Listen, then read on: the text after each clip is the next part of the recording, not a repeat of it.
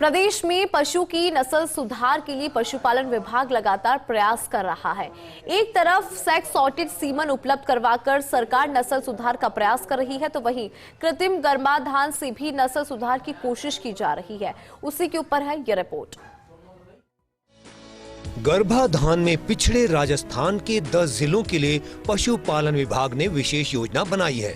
इसके तहत केंद्र सरकार को 40 करोड़ रुपए का प्रस्ताव भेजा गया है। इस प्रस्ताव को लेकर पशुपालन मंत्री जोराराम कुमावत ने केंद्रीय पशुपालन मंत्री राजीव रंजन सिंह से मुलाकात की और राजस्थान के लिए पशुपालन क्षेत्र की आवश्यकताओं, योजनाओं में केंद्रीय अंश बढ़ाने और भावी सहयोग को लेकर विस्तृत चर्चा की। साथ ही संबंधित मांगे उनके समक्ष प्रस्तुत की।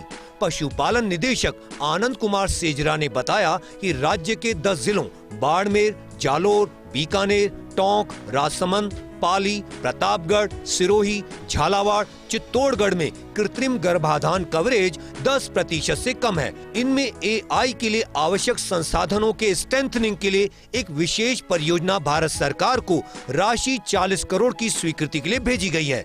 इसकी स्वीकृति के लिए केंद्रीय मंत्री ने सकारात्मक जवाब दिया है। कृत्रिम गर्भाधान से नस्ल सुधार का कार्य होता है और नस्ल सुधार से ही पशुपालकों के दूध उत्पादन में वृद्धि होती है। तो इसको बढ़ावा देने के लिए जिन जिलों में कृत्रिम गर्भाधान का कवरेज 10% से भी कम है, उनके लिए विशेष रूप से एक परियोजना बना के भारत सरकार को। आनंद कुमार सेजरा ने बताया कि कृत्रिम गर्भाधान से पशुओं में नस्ल सुधार के साथ दुग्ध उत्पादन में भी वृद्धि होती है। राजस्थान पशुधन विकास बोर्ड के माध्यम से यह प्रस्ताव राष्ट्रीय गोकुल मिशन योजना के तहत केंद्र सरकार को भिजवाया गया है। गिर गाय में उन्नत नस्ल सुधार के तहत राजस्थान को गिर गाय में AI के लिए केंद्र सरकार से 2380 डोजेस की मांग की गई है।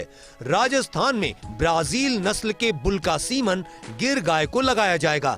इससे गिर गाय के दूध की मात्रा बढ़कर 40 से 50 लीटर तक हो जाएगी। पशुओं में नस्ल सुधार की दिशा में पशुपालन विभाग की ओर से एक तरफ सेक्स सॉर्टेड सीमन के जरिए और दूसरी तरफ कृत्रिम गर्भाधान के माध्यम से नस्ल सुधार का कार्य किया जा रहा है। और यही कारण है कि हाल ही में पशुपालन मंत्री जोराराम कुमावत की ओर से राष्ट्रीय गोकुल मिशन के तहत 2380 नवीन कृत्रिम डोजेज की मांग केंद्र सरकार से की गई है और इसी संबंध में केंद्रीय पशुपालन मंत्री से मुलाकात कर 40 करोड़ रुपए के अनुदान की मांग की गई है। कैमरा पर्सन गिरीश के साथ Dinesh Kasana, first India news, Jaipur.